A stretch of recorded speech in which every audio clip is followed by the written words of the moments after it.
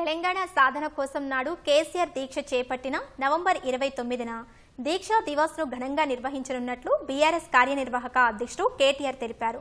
దశాబ్దంన్నర క్రితం తెలంగాణ వచ్చుడో కేసీఆర్ సచ్చుడో అంటూ త్యాగ నిరతితో దీక్ష చేపట్టి రాష్ట్రాన్ని సాధించారని తెలిపారు. చరిత్రలో ఘనమైన ఆ ఘట్టాన్ని పురస్కరించుకుని దీక్షా దివాస్ను పెద్ద ఎత్తున నిర్వహించాలని పార్టీ శ్రేణులకు పిలుపునిచ్చారు. దీక్షా దివాస్ నిర్వహణపై పార్టీ ఎమ్మెల్యేలు, ఎమ్మెల్సీలు, ఎంపీలు, జిల్లా అధ్యక్షులు, నేతలతో కేటీఆర్ టెలికాన్ఫరెన్స్ నిర్వహించారు. నవంబర్ 29న అన్ని జిల్లా కేంద్రాలలోని పార్టీ కార్యాలయాలలోనే దీక్షా దివాస్ నిర్వహించాలని కేటీఆర్ స్పష్టం చేశారు. 28న సాయంత్రం లోపు జిల్లా కేంద్రాలు, పట్టణాలను బ్యానర్లు, ఫ్లెక్సీలతో అలంకరణ పూర్తి చేయాలన్నారు.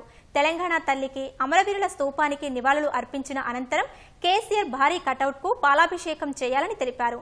దీక్షా దివాస్ రోజున నాటి కీలక ఘట్టాలు, వార్తలు, పరిణామాలపై ఫోటో ప్రదర్శనను తప్పనిసరిగా ఏర్పాటు చేయాలని కేటీఆర్ స్పష్టం చేశారు.